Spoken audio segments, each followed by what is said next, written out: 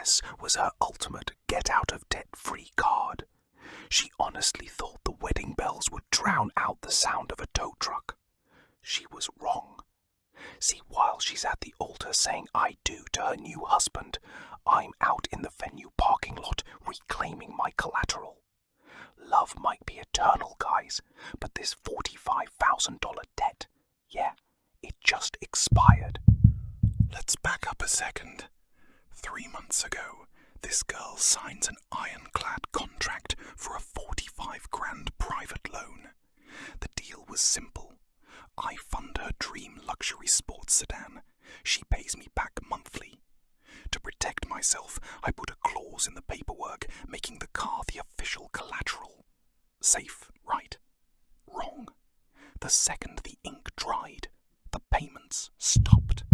My texts went straight from instant replies to a ghost town of unreplied read receipts. Then came the total digital blackout. Blocked number, ignored emails, just straight up ghosted.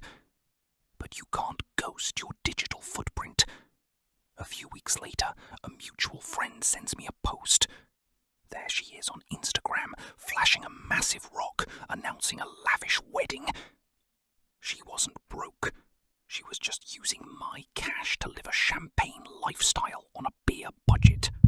Now, I don't get mad. I get legal. I called up my attorney, and because she was 90 days in default, it triggered a strict right to self-help repossession. Translation: the law says I can take my car back whenever and wherever I want. Wedding day arrives. Timing is everything. I put a drone in the air to watch the crowd from a safe distance. The second the footage shows the double doors closing and the indoor ceremony kicking off, it's go time. I walked right into that parking lot like I owned the place, because legally, I kind of did. I hit the digital key bypass on my spare fob. The lights flashed silently and the door unlocked. The valet guy was totally distracted. I slipped into the seat, hit the push start, and the engine purred to life. I gave the valet a casual nod as I rolled past and smoothly cruised right out of the main gates. 2 blocks away, my hired flatbed tow truck was waiting. Within 90 seconds, her getaway car was winched up, strapped down, and rolling toward a secure impound lot.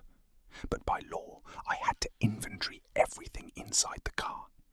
The back seat was literally overflowing with expensive designer bags, early wedding gifts, and all her honeymoon luggage.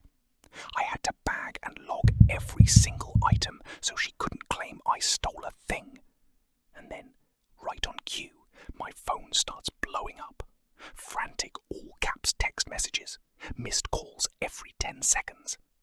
Mid-reception, she walked out to put something in her car, only to find an empty parking space. Talk about a wedding crash. Look, a fancy dress and a wedding ring don't magically erase a legal contract.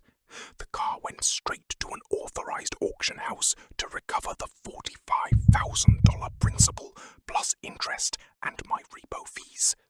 Under current debt recovery laws, the whole thing was perfectly legal because it was executed cleanly without a breach of peace. So let this be a lesson.